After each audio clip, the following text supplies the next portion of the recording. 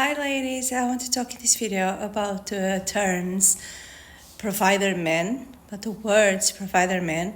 And I know a lot of women, they are connecting and stepping into their feminine energy, and they want a man who gives them the world, who provides for them, who treats them right, etc., etc. But also a lot of women, even very feminine women, they don't like the word provider and they don't feel comfortable with that word.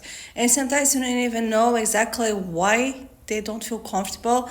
And the reason why they don't feel comfortable is because the word providing, it comes from parenting. It comes from a parent providing to a child. That's where the word comes from. It doesn't come from a masculine man, giving everything and paying all the bills and etc., etc., to a woman or to his wife. It comes from parenting. It comes from a father or a mother providing for their child. That's where it comes from. So that's why a lot of women, even very feminine women, they don't feel comfortable with this word provider. And sometimes the reason is it's because, and maybe you went through this as well, a lot of women, they spend so many years in their masculine energy, having to hustle and work hard and always on doing mode, and survival mode, and they get to a point where they felt exhausted, they felt resentful, it messed up their hormones, etc. So they want to step out of that survival mode, out of that masculine energy. They want to be in their feminine energy. But one thing that they've gained and they learned when they were in that masculine energy was about their strength, was about their inner strength, their inner power, the ability they have to, to whatever they want and how strong they are.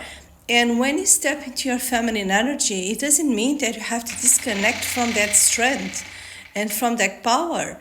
It doesn't mean that now you have to be a helpless, submissive woman who doesn't make decisions, who just follows the lead of someone else. It doesn't mean that at all, because that is going from one extreme to the other. So, and feminine energy, it's about balance. It's about being in the middle, it's about balance. It's about not being that masculine energy, very rigid, very hard for a woman, but it's also not going into the other extreme, which is being like almost like a child, helpless. Oh, the man does everything, the man controls everything, the man makes all the decisions, all the choices, because that's another extreme.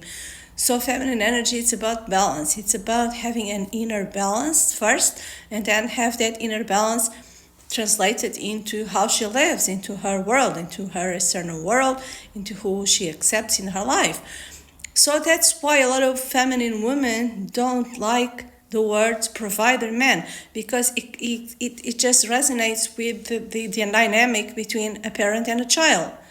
And I know a lot of these masculine provider dynamics is a lot about the man pays everything, the man takes all the decisions, he controls all the finances, he even gives the woman an allowance. So all of these dynamics resonates, and it's very similar to a relationship between a parent and a child.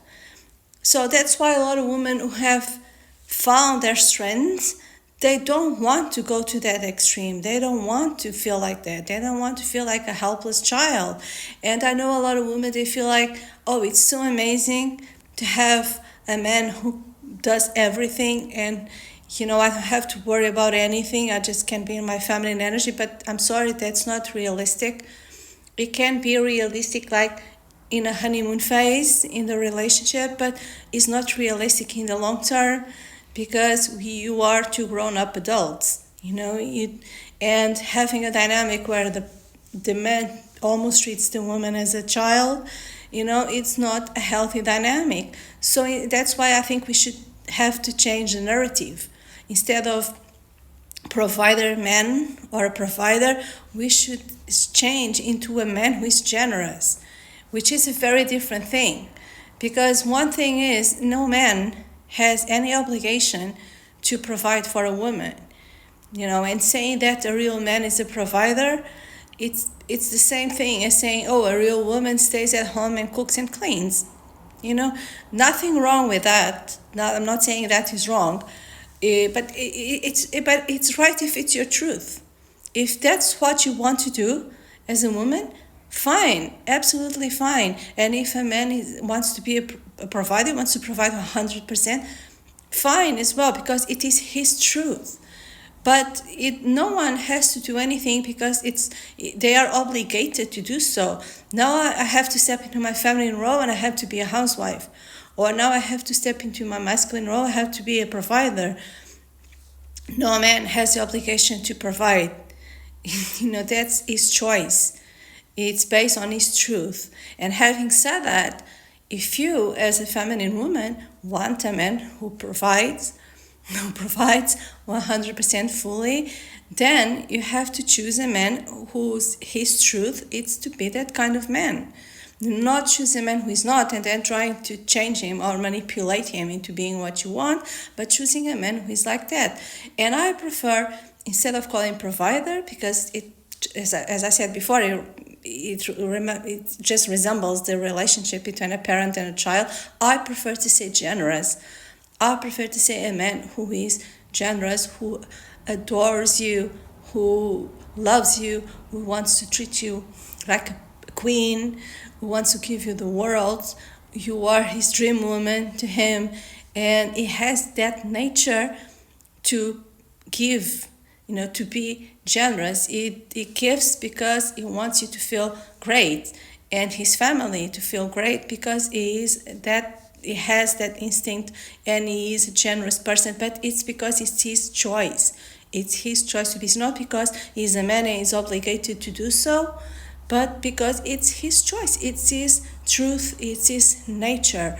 And I'm not saying here that a man cannot evolve into being like that, but only if he wants. Only if he wants to, only if it's his choice to evolve, not because someone else is telling him, oh, that is what a real man does. Because we also don't like, as women, someone to come here, oh, that's how a real woman dresses, that's how a real woman behaves, that's how a real woman talks.